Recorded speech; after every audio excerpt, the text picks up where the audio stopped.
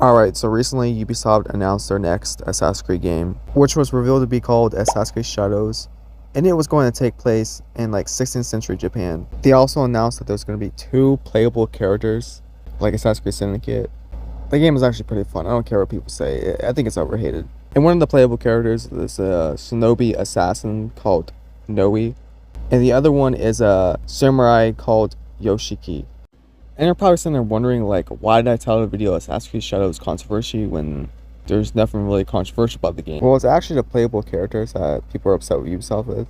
People are pretty upset that one of the playable characters is a woman. And people are even more upset that the other one's black and not Asian. And look, I get it. We've been waiting on a Assassin's Creed game set in Japan for like years and years now. And we're all expecting the main character of the game to be like an Asian male. And then we finally get one and the main character's black. Like, come on, Ubisoft, you had one job. But it's not like they pulled this black samurai character out of nowhere. Yoshoki is actually a real-life historical figure. And I think he's like literally the first and only black samurai in Japan at that time. And his backstory is actually pretty interesting. So here's a little summary of Yasuke's story. Yasuke was the only African American and first non-Japanese samurai. His story began around 1570 in Edo, Japan. Not much is known about his life before arriving in Japan. Some say he was from the country of Mazubi and came to Japan on an Italian missionary named Alessandro Valgano, something like that, on an inspection tour. Others say he was an escaped slave, or maybe it was both. Yoshoki arrived in Kyoto, where he found himself at the feet of the feudal lord Oda Nobunaga, who praised his height and build. It had been the first time he'd seen an African. Nobunaga quickly listened him to his ranks. They soon became close, treating him almost like family. Nobunaga would describe Yoshiki as a man who had the might of 10 men, and was among the few people permitted to dine with the Lord. He fought in a number of important battles, and is said to even be present the night Nobunaga took his own life. The fall of the Nobunaga Empire in 1582 also marked the end of Yoshoki's known history, when he was exiled. And I'm telling you all this to show you that Yoshoki actually played an important role in feudal Japan. He was pretty much Nobunaga's right-hand man for 10 years? I bet this guy had massive aura. So he's not just some nobody that people have been claiming he is. He has a pretty sick backstory. Why wouldn't you want to play as this character? And I also think it's pretty cool that Ubisoft is doing something different and unique than all the other games that's set in Japan by choosing this black samurai character. And I also think it's a pretty smart decision because it's going to help him stand out between the other thousands of games that's set in Japan during that same exact time period. So yeah, if this really bugs you so much, just go play one of those games. Okay, there's a lot of them to choose from. Here, I would even name some of them. You got Ghost of Tamasha, Shakiro. We got a new one that released, The Rise of Yanin. That seems pretty fun. You got Norio, Faith, Trek to Yamana, and many, many more. And I know I'm pronouncing a lot of those names wrong. I just could care less, okay? But yeah, again, if the skin tone bothers you so much, just pick one of those games.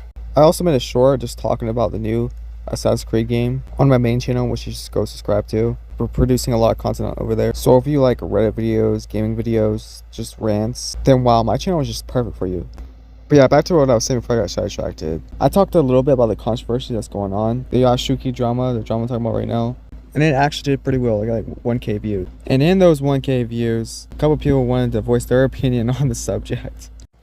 Honestly, I think Ubisoft is just trying to create controversy because the cost of the game and all the other perks is going to be really expensive. Okay, so that's a pretty interesting theory.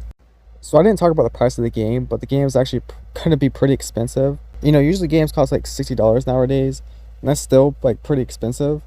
Ubisoft was like, you know what, we want to add 10 to that. Let's charge $70. And that's a pretty outlandish price. I get it, your game company's failing. You have barely any successful games nowadays, but we shouldn't have to pay for your mistake. And this is coming from a Ubisoft fanboy. Ubisoft was literally one of my favorite companies. But I honestly think they didn't do that to create controversy. I just think they wanted a unique, cool character. But you also have to realize that they probably spent months and months researching and planning that character, modeling and finding a voice actor, all that kind of stuff. You know, maybe it's costing a lot more than they thought it was going to cost to make. I don't care if they did or did not. I think it's still a pretty cool choice. I just think the prices are just outrageous, dude. What the? That is the dumbest idea I've ever seen. Well, their parents conceiving you was a pretty dumb idea. Oh boy, this guy wrote an essay. Ubisoft's attempt at a black revisionism of history this time affecting the Asian culture, thousands upon thousands of great Japanese historical figures, and they choose to go with an insignificant one just because he was black. I don't think Ubisoft chose him just because he was black. I think they chose him because he has a pretty interesting backstory, and because they want to do something unique, because there's not many things on Yoshiku. There's like a Netflix show and that's it. And just because he's not really that well known doesn't mean he's not insignificant. Okay, so first, he was literally Namina's right-hand man. Second, he was literally the first black samurai and non-Asian samurai too. Third, he was in a lot of important battles. And fourth, he was there when Namina took his life. Supposedly, we don't know that for sure. Oh yeah, and fifth, he might have been an escaped slave. Think about that, an escaped slave turned into a samurai. Like, that is so crazy, it sounds like fiction. But yeah, I think that's all I have to talk about. But you guys want to keep updated with the Yasuke Controversy and news, make sure to follow both my channels, and I'll see you guys next time. Bye.